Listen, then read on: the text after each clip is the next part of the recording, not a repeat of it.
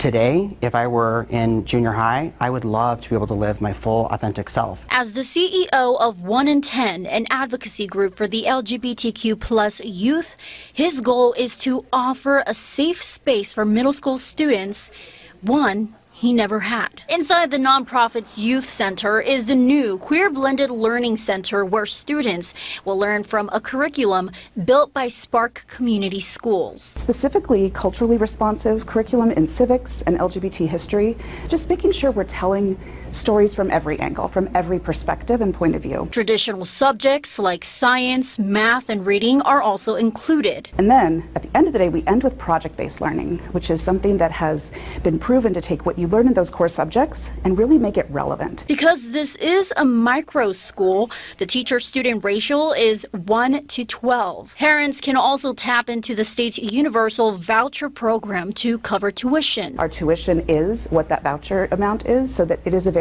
to any parent. It is not above that. There should be no out-of-pocket cost to the family. It's all about creating that space where they can just be the best version of themselves.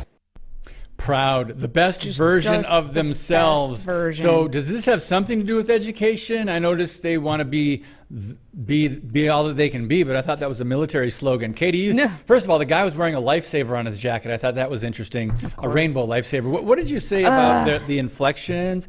They kind of talk like this, and they kind of trying to explain to the this is what we've created. Okay. In now having a conversation with someone, you can't just speak to them as if I'm talking to you, David, or I'm talking to the audience. It's and then like, I'll know when you're done. And then like when we talk about things and like we do this up talking kind of thing, and then like and like it's so cool, and it's like a California like thing that they've always done it, but it's like this up talking now that has just become, and it completely obliterates anything that you're about to say because I can't get past that when you speak. It just shows a level of lack of ability to communicate with one another when you have to talk. I think it shows a little condescending. Oh yeah, and like we know what's right for you. They have to talk down. They have to make it very simple so even you can understand it. So it's probably up talking. Is that what you said? I call it up talking. Up talking. That's the official term. I call it up talking. I've got a quote from Mr. Clayton Davenport. He's the 1 in 10 Director of Development and Marketing, and he said this.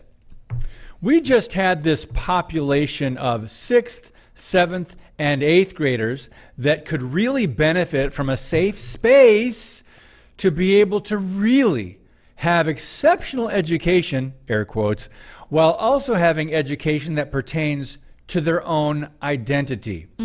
Let's stop right there. Yes. Katie, I'm thinking, let's see, World War II, World War I, World War II, Civil War. I'm thinking about big things in American history. How does that help? What were the words?